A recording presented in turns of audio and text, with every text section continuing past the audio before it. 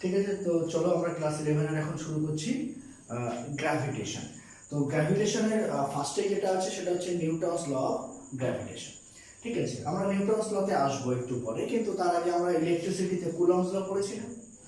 Coulomb's লতে কি ছিল, দুটো চার্জ ছিল, লেটস একটা Q1 একটা Q2। ঠিক আছে, চার্জের মধ্যে ডিসটেন্স কত ছিল আর, তাহলে এই চার্জ দুটো সেম হতে পারে বা অপোজিট হতে পারে, তার উপর বেস করে আমাদের অ্যাট্রাকশন বা রিপালশন আসবে। তো whatever the attraction or repulsion force may be, but সেটা একটা ফোর্স, তো সেই ফোর্সটা কি হবে, as per Coulomb's law, F directly proportional to Q1 Q2 and F is inversely proportional to the square of the distance between the charges। ঠিক আছে, তাহলে এই দুটোকে যখন মার্চ করতাম, ভ্যারিয়েশন বলে রাতে একটা চ্যাপ্টার আছে, তো সেই ভ্যারিয়েশনের যে চ্যাপ্টারটা যদি এখানে অ্যাপ্লাই করা যায় তাহলে দেখা যাবে F এর সাথে প্রপোর্শন, F এর সাথে প্রপোর্শন। তাহলে দুটোকে যখন আমরা লিখবো তখন লেফট সাইডটা তো সেম, তো রাইট সাইডটা আমরা তখন মাল্টিপ্লাই করে দেবো। ঠিক আছে, তাহলে এখান থেকে ডাইরেক্টলি প্রপোর্শন সাইনটা সরিয়ে যদি ইকুয়াল নিয়ে আসি, এখানে একটা কনস্ট্যান্ট আসবে। এটা আমাদের ক্লাস 12 এ আবার আছে ইলেকট্রিসিটিতে।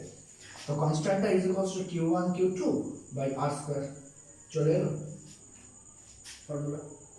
এটা ছিল কুলম্বস ল। একই ভাবে নিউটনস যখন গ্র্যাভিটির উপর একটা ফর্মুলা দেয়, সে তখন উনি তখন ওখানে কি বলেন যে দুটো প্ল্যানেট আছে। এখানে যেমন দুটো চার্জ ছিল কুলম্বস লতে, নিউটনের লতে কি ছিল, দুটো প্ল্যানেট। আর প্ল্যানেটের মাস কি ছিল, একটা M1 একটা M2। ঠিক আছে, তাহলে M1 আর M2 দুটো mass, they are separated by a distance r। এখানে কি ছিল, অ্যাট্রাকশন অর রিপালশন ফোর্স। এখানে দুটো প্ল্যানেটের মধ্যে অলওয়েজ অ্যাট্রাকশন ফোর্স কাজ করবে, কোনো রিপালশন ফোর্স না। তো অ্যাট্রাকশন ফোর্সটা বেসিক্যালি কি হবে, that is directly proportional to the multiplication of the mass of the planets. F directly proportional to M1 into M2 and F is proportional to 1 by r square. Therefore তাহলে একে আবার আমরা কি লিখতে পারি, M1 M2 by r square। ঠিক আছে, তাহলে আবার এখানে যখন একটা ইকুয়াল নিয়ে এলাম তখন একটা কনস্ট্যান্ট নিয়ে আসতে হবে। এখানে কনস্ট্যান্ট হচ্ছে ক্যাপিটাল G। ঠিক, এখানে কি আসবে, G into M1 M2 by r square। কোনো সমস্যা নেই। ঠিক আছে, এই ক্যাপিটাল জিটার নাম কি, ক্যাপিটাল জির নাম হচ্ছে ইউনিভার্সাল গ্র্যাভিটেশনাল কনস্ট্যান্ট। আমি সবটা লিখছি না, জাস্ট মুখে বলে দিলাম কি নাম, ইউনিভার্সাল গ্র্যাভিটেশনাল কনস্ট্যান্ট। এবার এই জি এর সার্টেন কিছু ভ্যালু আছে। কনস্ট্যান্ট টার্মে একটা ভ্যালু হয়, সেটা এক্সপেরিমেন্টাল ডাটার উপর বেস করে ভ্যালুটা হয়। তো এখানে আমি জি এর দুটো ভ্যালু বলবো, 6.67 into 10 to the power minus 11, এটা হচ্ছে এসআই তে, আর 6.67 into 10 to the power minus 8, এটা হচ্ছে সিজিএস এ।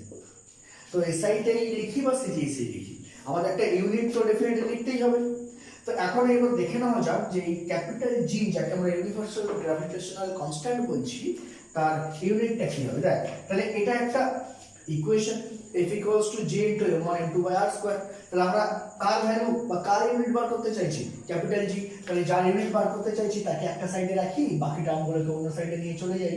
তাহলে দেখতো এরকম আসবে না ফর্মটা, ঠিক তো, এরকম আসবে। ওকে, তাহলে জি এর ইউনিট কি হবে, আমি যদি এসআই ইউনিট দেখি, ফার্স্টে যদি এসআই ইউনিট দেখি তাহলে কি আসবে, এফ। এফ মানে কি, ফোর্স। ফোর্সের এসআই ইউনিট কি, নিউটন। আর আর মানে কি, ডিসটেন্স। ডিসটেন্সের স্কয়ার আছে, বাট ডিসটেন্সের এসআই ইউনিট কি, মিটার। তাহলে নিউটন মিটার স্কয়ার। আর নিচে কি আছে, m1 m2 মানে KG into KG, that is KG square. তাহলে কেজি স্কয়ারটা কোথায় আছে, নিচে। উপরে নিয়ে গেলে কি হবে, কেজি টু দ্য -2। ঠিক আছে, সিমিলারলি আমি যদি সিজিএস ইউনিটটা বলি, তাহলে সিজিএস ইউনিট কি আসবে, dyne centimetre square gram to the power -2। এক বোঝা গেল কিনা। তাহলে আমরা তো এখানে ভ্যালুটা পেয়েছিলাম, ওখানে গিয়ে কি পেলাম, ডাইরেকশনটা পেলাম, এখানে গিয়ে কি পেলাম, ইউনিটটাও পেয়ে গেলাম। ঠিক আছে, ঠিক আছে, তো আমরা এর আগের পার্টটা করলাম। এবার আমরা কি করব, vector form of Newton's law of gravitation. এটা কিন্তু একটু ইম্পর্টেন্ট, একটু মন দিয়ে বুঝবি। তো এটা বোঝার জন্য আগে আমাদের ভেক্টরের কিছু জিনিসপত্র বুঝতে হবে। আগের ভিডিওতে আমি ভেক্টর আপলোড করেছিলাম, আর ভেক্টর যেখানে আপলোড করেছিলাম তার ফার্স্ট লেখা আমার কি ছিল, এরকম টাইপের কিছু, যে এ ভেক্টর, ভেক্টর মানে এর ম্যাগনিটিউড আর ডাইরেকশন দুটোই আছে। তাহলে এ ভেক্টর মানে mod of A vector into A cap. এটা আমরা আগে ভেক্টর লিখেছি, মানে এটা শুধু ডাইরেকশন, এটা শুধু ভ্যালু, দুটো একসাথে যখন আমরা লিখি তখন সেটাকে আমরা ভেক্টর কোয়ান্টিটি বলতে পারি। ক্লিয়ার? ঠিক আছে, এটা লেখা থাক, এটা আমাদের একটু পরে কাজে লাগবে। বাট আমরা এখানে কি দেখছি একটু ভালো করে দেখি। লেটস সে দুটো মাস আছে m1 m2, মানে এটা লেটস সে 1 নম্বর মাস, এটা 2 নম্বর, মানে দুটো আলাদা আলাদা প্ল্যানেট। 1 নম্বর প্ল্যানেট, 2 নম্বর প্ল্যানেট। 1 নম্বর প্ল্যানেটের মাস m1, 2 নম্বরের মাস m2। তাহলে আমি একটু আগে কি বলেছিলাম, আমি বললাম যে একটা অবজেক্ট আর একটা অবজেক্টকে শুধুমাত্র অ্যাট্রাক্ট করতে পারে। তার মানে এখানে 2 নম্বর অবজেক্টটা 1 নম্বরকে অ্যাট্রাক্ট করবে, আর অ্যাট্রাক্ট করা মানে সবসময় তার অন্য যে একটা অবজেক্ট থাকবে তার displacement towards the another object, তাই তো? তাহলে এই 2 নম্বর অবজেক্টটা দিয়ে 1 নম্বরকে অ্যাট্রাক্ট করে, তাহলে তার ডিসপ্লেসমেন্ট এই দিকে হবে। ঠিক, এবার এই জন্য আমরা দুটো জিনিস লিখব, কি কি একটু দেখো। তাহলে আমরা ফার্স্ট এখানে লিখব F12, তার মানে কি? এটার মানেটা একটু এখানে লিখে দিই, সেটা হচ্ছে ফোর্স অন 1, 2 নম্বরটা 1 নম্বরকে টানছে, তাহলে কি 1 নম্বর ফোর্স দিচ্ছে, ফোর্স অন 1 ডিউ টু 2। এই পুরো ব্যাপারটাকে F12 দিয়ে লেখা হয়, আর সেটা কিনা ভেক্টর কোয়ান্টিটি, কারণ ডাইরেকশনটাও কিন্তু আমরা দেখিয়েছি। তার সাথে সাথে আরেকটা জিনিস দেখতে হবে, 2 নম্বর যদি 1 নম্বরকে অ্যাট্রাক্ট করে, তাহলে 1 নম্বর অবজেক্টটার ডিসপ্লেসমেন্ট হবে কোন দিকে হবে, এই দিক থেকে এই দিকে। তাই তখন আমরা সেটাকে তার পজিশন ভেক্টরকে লিখব R21। তার মানে কি R21 মানে কি displacement towards 2 from 1, towards 2 from 1।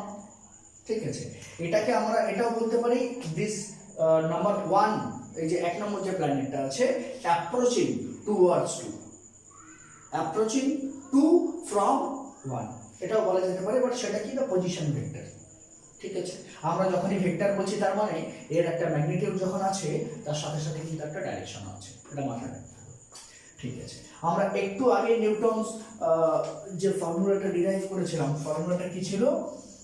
F equals to G m1 m2 by r²। তাহলে এটা কি ছিল? শুধুমাত্র ম্যাগনিটিউড, শুধু এত ফোর্স অ্যাপ্লাই করছে, কোনো ডাইরেকশন ছিল কি? ছিল না। তাহলে এবার এখানে চলে এসো, আমি এখানে কি করেছি, এই মড অফ এ ভেক্টর, মানে এটা শুধু এও লেখা যায় কারণ এটা শুধু ম্যাগনিটিউড। ঠিক আছে, তাহলে এখানে কি আছে, এটা শুধু একটা ম্যাগনিটিউড আছে। তাহলে এটা যদি আমি ভেক্টর কোয়ান্টিটি দিই, লেটস সে F12 দিলাম, ভেক্টর হয়ে গেল। তাহলে এটা কি, এই মডিউলাস অফ দিস ফর্ম। তাহলে এবার একটা নিশ্চয়ই ক্যাপ থাকতে হবে, মানে একটা ইউনিট ভেক্টর থাকতে হবে যে ডাইরেকশনকে দেখাবে, তাহলেই তো ম্যাগনিটিউড আর ডাইরেকশন একসাথে তো ভেক্টর কোয়ান্টিটিকে রিপ্রেজেন্ট করবে। তাই সেই জন্য এটা শুধু যদি ম্যাগনিটিউড হয়, তার পাশে আমাকে একটা ইউনিট ভেক্টর লিখতেই হবে। তাহলে এখানে আমি কি দেখেছি, F12 এর জন্য ডিসপ্লেসমেন্ট কি হচ্ছে, R21, আর সেটা কি হতে হবে, ক্যাপ। তাহলে এই ম্যাগনিটিউড ইনটু ক্যাপ, এন্টায়ার টার্মটা ভেক্টর ফর্ম করবে। তাহলে এইখান থেকে আমি এটা লিখতেই পারি ইজিলি, কোনো সমস্যার কোনো কারণ নেই। বোঝা গেল নিশ্চয়? ঠিক আছে, এখান থেকে এবার এই ক্যাপটার জায়গায় লেটস আমি এখান থেকে লিখছি, এটা মুছে দিলাম। এখান থেকে যদি আমি এ ক্যাপ লিখতে চাই, তাহলে A vector by modulus of A vector লিখতে পারি। আর মডিউলাস অফ এ ভেক্টর মানে তো শুধু এ। ঠিক আছে, তাহলে এখানে আমার কি আছে, R21 ক্যাপ। তাহলে এই পার্টটা যেমন আছে থাক, R21 ক্যাপের জায়গায় R21 vector by R21 vector by modulus of R21। তো সেই মডিউলাস অফ R21 এর জায়গায় আমি শুধু R লিখতে পারি, কারণ ওটা শুধু ডিসপ্লেসমেন্ট এখান থেকে এখানে হোক বা এখান থেকে এখানে, আলটিমেটলি এদের মধ্যে ডিসটেন্সটা R। এখান থেকে এখানে গেল আর এখান থেকে এখানে গেল আর। কিন্তু আমি যখন ভেক্টর দিচ্ছিলাম তখন আমার ডাইরেকশন মেনশন করতে হচ্ছিল যে এখান থেকে এখানে অথবা এখান থেকে এখানে। বাট তার যদি শুধু ভ্যালুটা নিই তাহলে তো আরই থাকবে। ঠিক আছে, তাহলে এবার এখানে আমি কি লিখতে পারবো, G m1 m2 by R cube into r21 vector লিখতে পারি। এইবার r21 ভেক্টর কি সেটা বোঝার জন্য আমাদের আরেকটা পার্ট এখানে অ্যাড করতে হবে। সেটা কি পার্ট একটু দেখো, মনে করো এরকম একটা কোঅর্ডিনেট সিস্টেম আছে, ঠিক আছে। এই কোঅর্ডিনেট সিস্টেমের মধ্যে এখানে হচ্ছে 1 নম্বর আর এখানে হচ্ছে 2 নম্বর প্ল্যানেটটা আছে। তাহলে এখান থেকে কি হবে, এখান থেকে এরকম দুটো পজিশন ভেক্টর দেখানো হচ্ছে। লেটস সে এখান থেকে এটা হচ্ছে r1 ভেক্টর আর এটা হচ্ছে r2 ভেক্টর। ক্লিয়ার? তাহলে এখানে 1 নম্বর অবজেক্টটা কোথায় যাচ্ছিল, 2 নম্বরের দিকে। তাহলে 1 নম্বর অবজেক্টটা কি করবে, এখান থেকে 2 নম্বরের দিকে আসবে আর তার অ্যারোটা এরকম হবে, ঠিক আছে। তাহলে 1 নম্বরটা যখন 2 নম্বরের দিকে আসে তখন আমরা কি দিয়ে রিপ্রেজেন্ট করি, r21। তাহলে আমি এইটাকে কি বলতে পারবো, r21 ভেক্টর। ক্লিয়ার? এইবার আমি যদি এটাকে ভেক্টর অ্যাপ্লাই করি, ভেক্টর কি মানে আমি এখানে লেটস একটা পার্টিকেল ছিল, আমি একে প্রথমে r1 দিয়ে ডিসপ্লেস করে এখানে নিয়ে গেলাম, তারপর r21 দিয়ে আবার ডিসপ্লেস করে এখানে নিয়ে এলাম। তাহলে পজিশনটা নেট কতখানি চেঞ্জ হলো এখান থেকে এখানে ডাইরেক্ট। তাহলে আমি দুটো ইন্ডিভিজুয়াল পজিশন চেঞ্জ না করে যদি একে নিয়ে যেতাম তাহলে একই কাজ হতো। সেই জন্য এদেরকে সাইক্লিকটা দেখতে হয়, সাইক্লিক প্রসেস। লেটস এখানে গেলাম তারপরে এই গেলাম, তাহলে দুবার এই জিনিসটা করলাম, তাহলে এই দুটো জায়গায় এটা করলে একই কাজ হতো। তাহলে আমি এখান থেকে কি লিখতে পারি যে r1 vector plus r21 vector is equals two r2 vector. কারণ এই দুটো ভেক্টর ইন্ডিভিজুয়ালি যেটা কাজ করেছে এই একা সেই কাজটাই করেছে, ঠিক।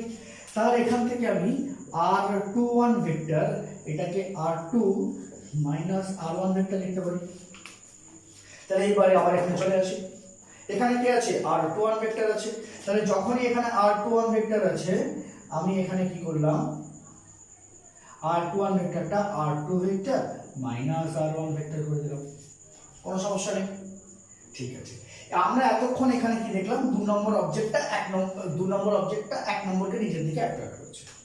এবার যদি উল্টোটা দেখি, মানে 1 নম্বর তো 2 নম্বরকে নিজের দিকে অ্যাট্রাক্ট করবে, লেটস সে তখন এর ডিসপ্লেসমেন্ট এইদিকে। তাহলে কি হবে, ফোর্স অন 2 ডিউ টু 1, আর তার জন্য r is approaching 1 from 2। Clear? ঠিক আছে। এবার এটার জন্য আবার সেম জিনিসটা করব। কি করব, এখান থেকে লেখা শুরু করা যাক। দেখো এটা তাহলে কি f21 ভেক্টর বার করার চেষ্টা করছি, f21।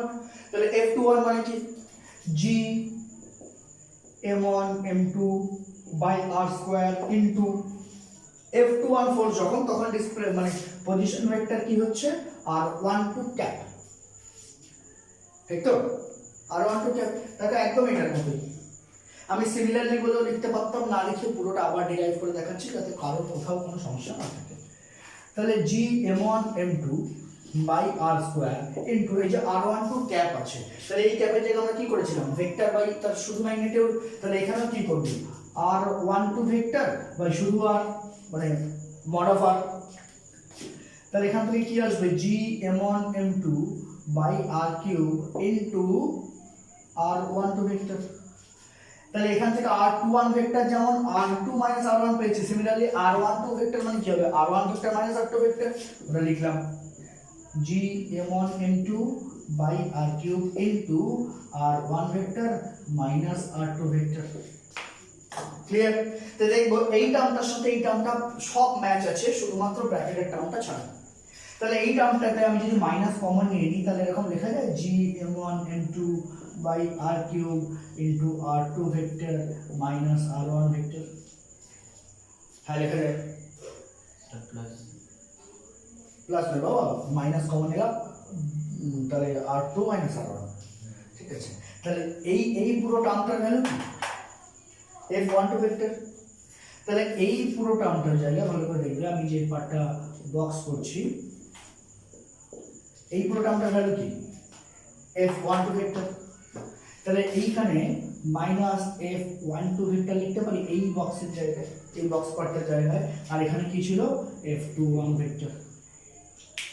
তাহলে এই যে পুরো সিস্টেমটা তৈরি হলো সেটা দেখো, এটা ফার্স্ট অফ অল হলো vector form of Newton law of gravitation, তার সাথে সাথে কি হলো নিউটনের থার্ড লকে এটা জাস্টিফাই করলো। কেমন? 2 নম্বর অবজেক্টের উপর 1 নম্বর যতটা ফোর্স দিচ্ছে 1 নম্বর অবজেক্টের উপর 2 নম্বর একই ফোর্স দিচ্ছে, বাট তার ডাইরেকশনটা অপোজিট, তাই সেটা ভেক্টর কোয়ান্টিটির নেগেটিভ সাইনটা ডিনোট করছে। তাহলে আমাকে যদি বলে যে নিউটনস ল অফ গ্র্যাভিটেশন থেকে নিউটন থার্ড ল এস্টাবলিশ করো, তাহলে একই প্রুফ আসবে। আচ্ছা, নেক্সট আমরা যেটা করবো সেটা হচ্ছে গ্র্যাভিটেশনাল অ্যাক্সেলারেশন। ওটা আমরা মোটামুটি জানি স্মল জি, যার ভ্যালু এখানে 9.8 মিটার পার সেকেন্ড। ঠিক আছে, এবার দেখবো যে তার সাথে ক্যাপিটাল জি এর কিরকম রিলেশন। দেখো, মনে করো এটা আর্থের রেডিয়াস, আর্থের এটা হচ্ছে সেন্টার, সেন্টার থেকে লেটস সে এই ডিসটেন্সটা হচ্ছে ক্যাপিটাল আর, মানে রেডিয়াস অফ দা আর্থ। আর কোন অবজেক্টের আমরা সেন্টার অফ মাস না করে এখানে চলে এসেছি, যদিও মানে ভিডিও আপলোডের ক্ষেত্রে, কিন্তু আমার ক্লাসে হয়ে গেছিল, তো সেই সময় এটা রেকর্ড করা হয়েছে বেসিক্যালি। তো ডিশ মানে সার্কুলার কোনো অবজেক্ট থাকলে তার সেন্টার কোথায় থাকবে, সেন্টার অফ মাস কোথায় থাকবে? মিড পয়েন্টে। যেমন রেক্ট্যাঙ্গুলার যদি কোনো অবজেক্ট থাকতো, তাহলে যত লেন্থ থাকতো ইউনিফর্ম ক্রস সেকশন যদি হয়, একটা let's say L length L, cross section uniform, তাহলে ঠিক মিড পয়েন্টে এর হবে সেন্টার অফ মাস। তাহলে মিড পয়েন্টে আমরা হাত দিলে পুরো অবজেক্টটা ব্যালেন্স থাকবে। সিমিলারলি আমি ধরে নিলাম, মানে আমি ধরে নিলাম না, বেসিক্যালি স্ফিয়ারের মিড পয়েন্টেই সেন্টার অফ মাসটা হয়। তা আমি ফর দ্য টাইমিং অ্যাজুম করে নিলাম যে তোমরা এটা জানো। তাহলে এই যে পুরো আর্থের মাস ক্যাপিটাল এম, তাহলে আর্থের মাস কোথা দিয়ে কাজ করবে না, ঠিক মিড পয়েন্ট দিয়ে ক্যাপিটাল এম কাজ করবে। ঠিক এই আর্থের উপরে এই জায়গাটায় একটা স্মল এম আছে, স্মল এম এর একটা অবজেক্ট রাখা আছে।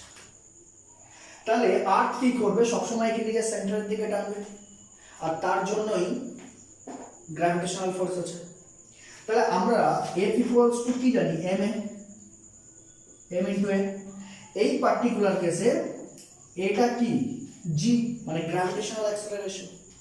কোনো সমস্যা নেই, ঠিক আছে। এবার আমরা আর্থের জন্য সেন্টার অফ মাস এখানে ক্যাপিটাল M, আর এই অবজেক্টের জন্য স্মল m। এদের মধ্যে ডিসটেন্স কত? Capital R। তাহলে আমরা একটু আগেই f এর একটা ইকুয়েশন করেছি না, f এর কি করেছি? f equals to g m1 m2 by r square. তাহলে এখানে আর্থের সেন্টার অফ মাস কোথায়? এখানে। আর আর্থের মাস কত? Capital M। এই অবজেক্টের মাস কত? Small m। তাহলে এই ক্যাপিটাল M আর স্মল m এর মধ্যে ডিসটেন্স কত? Capital R। তাহলে আমি এই ফর্মুলাটা যদি এর জন্য অ্যাপ্লাই করি, তাহলে আমি কি লিখবো? f equals to g capital M into small m by capital R square লেখা যায়। তাহলে এটাও f, এটাও f। তাহলে এখান থেকে এই একটা পেলাম, এখান থেকে এই একটা পেলাম। তাহলে দুটো ইকুয়েশনকে আমি যদি এবার ইকুয়েট করে দিই, তাহলে কি লিখবো? g capital M small m by capital R square is equals to small m g লেখা যায়। এই পাশে স্মল m, এই পাশে স্মল m যদি কাটি, তারপর গ্র্যাভিটি কি হলো? g capital M by R square. তাহলে এখান থেকে আমরা কনক্লুশনে কি এলাম? এখান থেকে কনক্লুশনে এলাম আর্থের উপরে যে অবজেক্ট দাঁড়িয়ে আছে তার উপর কিন্তু, তার মাসের উপর কিন্তু গ্র্যাভিটি কোনো রকম ডিপেন্ডেন্ট না। গ্র্যাভিটি কার উপর ডিপেন্ডেন্ট? ক্যাপিটাল জি, যেটা কিনা একটা স্মল ভ্যালু। ক্যাপিটাল এম মানে মাস অফ দ্য আর্থ, যেটা কিনা একটা কনস্ট্যান্ট ভ্যালু। আর মানে রেডিয়াস অফ দ্য আর্থ, ওটাও একটা কনস্ট্যান্ট। মানে এই তিনটে টার্ম তো তাহলে বেসিক্যালি কনস্ট্যান্ট, সেই জন্য জি এর ভ্যালুটা আমরা কনস্ট্যান্ট পাই। কিন্তু এই জি এর ভ্যালুটা, এই জিটা আমরা কোথায় পাই? না আর্থ সারফেসে। তাহলে আমরা যদি আর্থের উপর দিকে বা আর্থের ভেতর দিকে চলে আসতাম, তাহলে কি গ্র্যাভিটি সেম থাকতো? থাকতো না। তাহলে এখন আমরা একটু দেখে নেওয়ার চেষ্টা করি যে আমরা যদি হাইট, মানে যদি উপর দিকে উঠতাম, হাইট যদি চেঞ্জ করতাম, তাহলে তার সাথে সাথে জিটা কিভাবে চেঞ্জ হচ্ছে দেখো। দেখো এখান থেকে জি ইজ ইকুয়ালস টু, এই ফর্মুলা নিশ্চয়ই বোঝা গেছে। তাহলে এখান থেকে আমি যদি এই স্মল জি আর ক্যাপিটাল আর এদের মধ্যে রিলেশন ফাইন্ড করার চেষ্টা করি, আমি এইভাবে লিখতে পারবো? এইভাবে লিখতে পারবো? কোনো সমস্যা নেই, ঠিক আছে। G is inversely proportional to the square of the distance between the planets. এবার আমি দেখছি, লেটস সে এটা আর্থ, ঠিক? আর্থের রেডিয়াসটা কত বাবা? ক্যাপিটাল আর।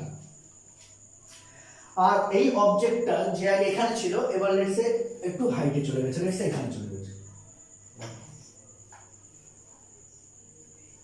স্মল এ, এর ভ্যালু কত, লেটস সে h, আর এখানে কি আছে, ক্যাপিটাল। আমরা এই আর্ট সারফেসে এই জায়গাটায় আমরা গ্র্যাভিটি কি জানি, g। উপরে নিশ্চয়ই একই থাকবে না, তাহলে উপরে অ্যাজিউম করে নিলাম লেটস সে g ড্যাশ। ঠিক আছে, তাহলে আমি কি করলাম, সেন্টার থেকে ক্যাপিটাল আর ডিসটেন্সে g আর r plus h ডিসটেন্সে g dash, কোনো সমস্যা নেই। ঠিক আছে, তাহলে এবার যদি আমরা এই ফর্মুলা ওখানে ইউজ করি তাহলে আমরা কি লিখবো, g ড্যাশ বাই g, দেখবে এখানে g এর সাথে r কি, ইনভার্সলি প্রপোর্শন। তাহলে এখানে যদি g ড্যাশ হয় তার জন্য যে r সেই কোথায় আসবে, নিচে। তাহলে এখানে কত হবে, r প্লাস h, এটা হোল স্কয়ার ছিল তাই হোল স্কয়ার, আর এখানে যখন g, gটা কোথায়, r সারফেসে r ডিসটেন্সে, তাই r টা উপরে। দেখো বুঝতে পেরেছো? আবার একবার এই পার্টটা বলে কি করলাম, g এর ডেরিভেটিভ কিছু মানে 1, তাহলে g এর সাথে r এর রিলেশন কেমন, ইনভার্সলি। তাহলে যে জায়গায় g দেখব তার করেসপন্ডিং ডিসটেন্সটা রাইট হ্যান্ড সাইডে নিচে হবে।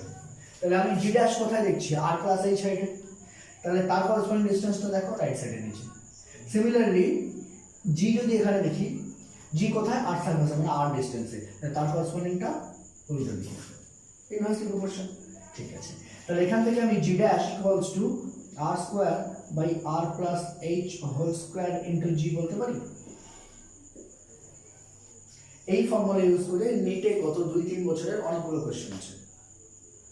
ঠিক আছে, এবার এটাকে একটু মডিফাই করে দেখা যায়, যেটা কিনা টোটালি ক্লাস 11 এ তোমাদের কিছু ম্যাথের চ্যাপ্টারের উপর ডিপেন্ডেন্ট। দেখো কি হচ্ছে, let's say g dash equals to r, এই r স্কয়ারটাকে না এরকম লিখলাম, r plus h whole square by r square into g, 1 by এই টার্মটা। তাহলে এই টার্মটা কি আছে, এই 1 এর সাথে পুরো টার্মটা ডিভাইড আছে, যখনই মাল্টিপ্লাই করতে হবে আবার r স্কয়ার উপরে r plus h whole square নিচে, তাহলে এই ফরম্যাটটা কিভাবে ইজিলি লেখা যায়। ঠিক আছে, এটাকে আর কি করছি দেখো, এইটাকে r by r plus h by r whole square করে দিলাম, এটা হোল স্কয়ার, এটা হোল স্কয়ার, তাহলে কি r plus h by r তার হোল স্কয়ার। তাহলে এটা যদি এলসিএম করি আবার কি হয়ে যাবে, r r r নিচে আছে, তাহলে এলসিএম করলে r plus h by r তার হোল স্কয়ার, তাহলে এখানে তাই ছিল, লেখা যায়, কোনো সমস্যা নেই তো। ঠিক আছে, তাহলে এই বাকি পার্টটা এখানে করছি, দেখো g ড্যাশ ইকুয়ালস টু, তাহলে 1 বাই r বাই r, তাহলে 1 plus h by r whole square into g লিখতে পারি। এবার লস অফ এক্সপোনেন্ট ইউজ করে এটাকে যদি উপরে নিয়ে যাই তাহলে 1 plus h by r whole to the power -2 আসবে, এত ইনটু g। আর এই টার্মটার পরে বাইনোমিয়াল এক্সপেনশন যদি আমরা অ্যাপ্লাই করি, -2h by r into g, কি হলো এখানে, এই উপরে যে এক্সপোনেন্টটা হয় সেটা মাঝখানে এসে মাল্টিপ্লাই হয়ে যায়, এটা বাইনোমিয়াল এক্সপেনশন হচ্ছে। যেহেতু তাহলে এখান থেকে আমরা কি দেখলাম, g dash equals to 1 - 2h by r। তাহলে এই যে টার্মটা 1 মাইনাস সামথিং, তাহলে বেসিক্যালি টার্মটা একটু ড্রপ করে যাচ্ছে, 1 এর থেকে কিছু সাবট্রাক্ট করছি, তাহলে টার্মটা 1 এর থেকে কমে যাবে, লেটস সে 0.7, লেটস সে। আর g এর ভ্যালু রাউন্ড ফিগারে আমি যদি 10 ধরে নিই তাহলে আলটিমেট অ্যানসার কত আসবে, 7। এটা যে 0.7 হবে সেরকম না, 0.8, 0.9, 0.1, 0.2 যা কিছু হতে পারে, বাট আমি যদি এই পয়েন্ট কোন একটা নাম্বারকে 10 এর সাথে মাল্টিপ্লাই করি তার ভ্যালুটা কি হবে, ডিক্রিজ করে যাবে। তার মানে এই g এর যে ভ্যালু তাকে এটা দিয়ে মাল্টিপ্লাই করলে g ড্যাশ এর ভ্যালু কি, ডিক্রিজ করবে। তাহলে আমি কি বলবো, g is more compared two g dash. তার মানে আমরা যত হাইটে উঠবো গ্র্যাভিটেশনাল অ্যাক্সেলারেশন আস্তে আস্তে ডিক্রিজ করতে থাকবে। ঠিক আছে, তো আমরা দেখলাম যে হাইটের সাথে ডিপেন্ড করে গ্র্যাভিটি কিভাবে ভ্যারি করে। এবারে দেখবো ডেপথের সাথে ডিপেন্ড করে কিভাবে ভ্যারি করে। দেখো এটা আর্থ, যার রেডিয়াস কিনা r, ঠিক।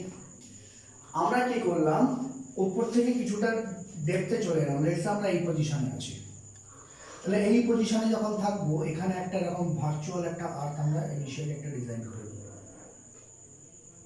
ঠিক আছে, লেটস সে আমরা এই পার্টটা h, এই পার্টটা h,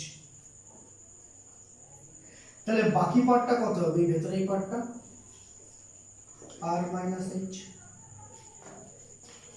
ঠিক আছে, পুরো স্ফিয়ারটার মাস ক্যাপিটাল M, ভেতরে স্ফিয়ারটার mass let's say small dash m dash, let's say m dash. তাহলে এই যে পার্টটা রয়েছে, এই যে যেটাকে আমি ভার্চুয়াল আর্ট বলে আপাতত মানে এই প্রুফটা যখন করবো তখন ভার্চুয়াল আর্ট বলেই বলবো, এই যে পার্টটা তার মাস হচ্ছে m ড্যাশ। তাহলে আমরা মাস মানে কি জানি? মাস মানে volume into density, density equals to mass by volume, তো mass equals to volume into density. তো ভলিউম এটা কি রকম টাইপের অবজেক্ট? Spherical object. স্ফেরিক্যাল অবজেক্টের ভলিউম কি 4/3 pi r cube. r cube মানে বেসিক্যালি ডিসটেন্স বা রেডিয়াস, এখানে r কত? r মাইনাস h, তাই 4/3 pi r minus h whole cube into rho average, rho average. এবার চলে আসবো যে রো অ্যাভারেজ কি।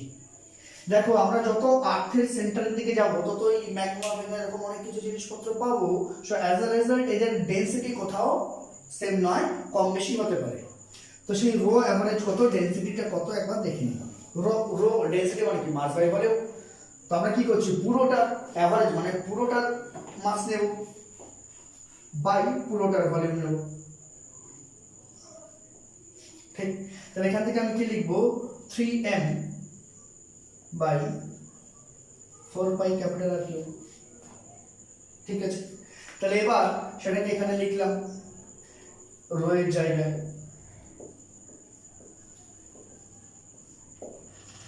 ইনটু 3/4